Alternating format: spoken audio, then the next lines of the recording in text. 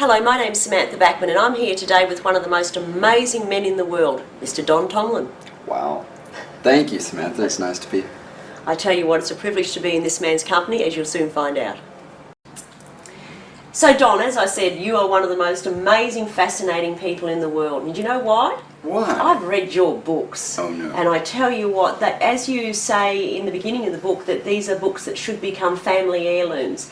I've got a friend who asked me for a lend of them and I said, absolutely no way, they're not leaving my presence. So, good girl. Tell me, what brought you to write those books?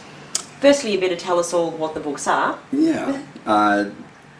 It's an encyclopedic compendium of just nuggets and treasures of information that I came across over the course of my life and actually being on a quest. I spent 17 years and put on 4 million air miles and climbed through dusty old catacombs and went through bibliotheques and museums and university libraries and rare book collections, and I was invited and given special dispensation by different groups to go in and be able to see the ancient and arcane records that they had.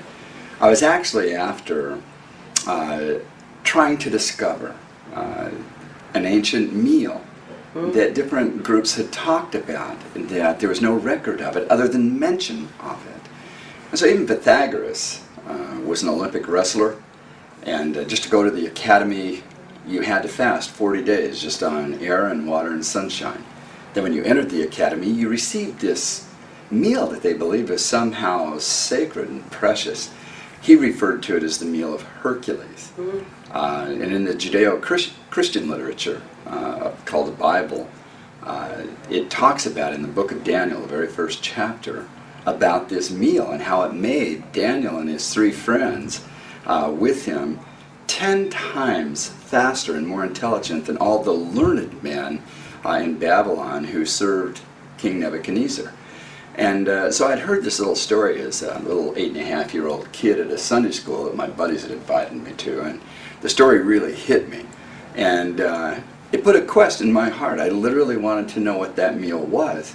And it wasn't until later that I learned about Pythagoras. I learned about the Teocalli amongst the Inca and the Mayan and other cultures around the world. So I spent 17 years and spent a lot of time trying to dig it out, and along the way I kept coming across these little precious nuggets of wisdom from these different cultures who used to be so close to nature and the signs of the stars and the moon and how it affected what we call food.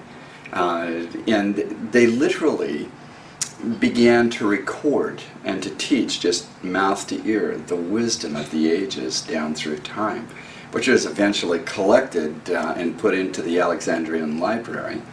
And then of course the library was burnt and destroyed, and a lot of innocent, brilliant people killed by a very militant religious regime at one point in history. And a lot of that went away. And I was so lucky, some people say blessed, I'm not quite sure what it was, but to be able to go in and to see all these collections and records and just extrapolate the little nuggets and bring them together. Things that a lot of people thought was burnt and gone forever. And that's why I put together this 2-volume set of the Pharmacist's Desk Reference. And of course I use today's vernacular and just a simple layman's language, because I'm a very simple man. I don't understand all that highfalutin stuff. But people are finding it intriguing and reasonable and logical and applicable to their lives on a daily basis, and so I'm very thrilled about that. So it's 17 years of research into diet, but you never, in that 17 years, you actually didn't find the recipe you were looking for? Not until I had quit and walked away. I mean, I was being teased by my family and friends and others that knew me.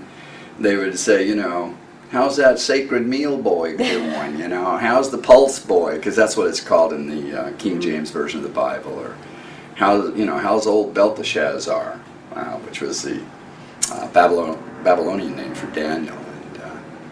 When I finally quit, it actually felt good to finally give it up after all of those years. It felt like just taking off a stinky old albatross and throwing it down. So you had come close over that 17 years of finding the answer? Well, I felt like, and there'd be little hints and clues and different things. I actually had to train myself to be able to read the ancient Latin and the Hebrew and the Greek, a little bit of the Aramaic, and but I just couldn't get to it. 2 years after I quit, I just was sitting in a soup and salad in Washington, D.C., and a guy walks in and sits down, very well dressed, very distinguished looking, and I realized the shoes he had on probably cost more than the car I was driving at the time. And all of a sudden we got to talking, and come to find out, he was the eldest son of a very, very wealthy estate the family had inherited, and his job each year was to spend so many millions adding to their family's private collection of just ancient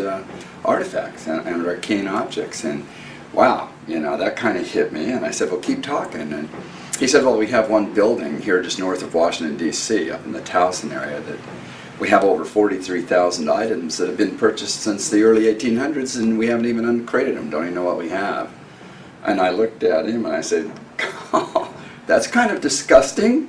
And he said, well, no, we're getting ready. He said, we're going to hire 6 people and bring them in and help to display and catalog everything. And he jokingly said, would you like a job? And I said, I would like a job. And he said, are you serious? And I said, as a heart attack, And he kind of laughed, and he says, well, come down 2 days from now and we'll get you started. And I said, that would be great. So that's what I did. 2 months into it, I pop open the crate, and the crate was tagged. They had bought it from the British Museum. And the British Museum had received it as a gift from the Church of England. And the Church of England had received whatever was in that box from the Church of Rome as a peace offering between those two factions at one point in history. I thought, well, that's going to be kind of interesting, because most scrolls are not interesting. They're tax records and land holding records and some genealogies, but typically just not that impactful. But I opened the crate up, and there's a translucent green glass that has the scroll in it, and I'm not trained to handle them. They'll just turn to dust if you don't know what you're doing. So I left it alone. But there was this rolled up manuscript with a little hamstring tied off, so I lifted it out and untied it and opened it up. And it was a translation of the scroll that had been done by a man by the name of Leadbeater back in the late 1890s, and his team of scholars. And so that's kind of neat. So I turned the page and I started to read, and as I started to read, wow, I don't know, there was this feeling that just kind of went up my spine, literally up my spine. I've never felt anything like that before or since, but it went out across my head and I could feel it, and I thought, that it's kind of interesting. And all of a sudden I'm tearing up, and I turned the next page, and pretty soon I'm laughing, and I'm kind of crying and laughing, and I'm just hoping against hope deep in my heart that this thing keeps going. Because I realized, because of the 17 years I'd spent, just clues in what to look for, and it was all right there in front of me. And I kept turning pages and just losing it, and I'd have to stop. And I picked up the scroll in the glass and set it back down and went back to reading. And I'm in getting that single goosebumps with you spot, just telling me. In that single spot, it had everything that I could have ever hoped for. Wow.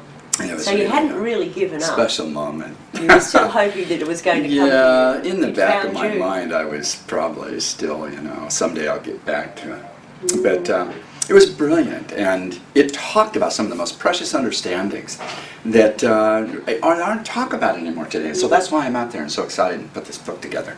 It had in there what it talked about, the 7 mouths, the 7 witnesses to the efficacies and inspiration of this meal that they believed was somehow so sacred. And one of those principles they referred to that would be translated as the doctrine of signatures, meaning sign of nature, that every food on the earth, and they realized how sacred the multiple of threes is in our human experience. It's fascinating as you get deeper into this, but they realized that the mathematics of creation is a tripartite, or a measurement of threes, in relationship of one small part to a larger part, and then a larger part to the whole. And even in today's mathematics, they refer to that as a irrational number, or a transcendental number that is infinite in its presentation and scope. And they call it phi, P-H-I.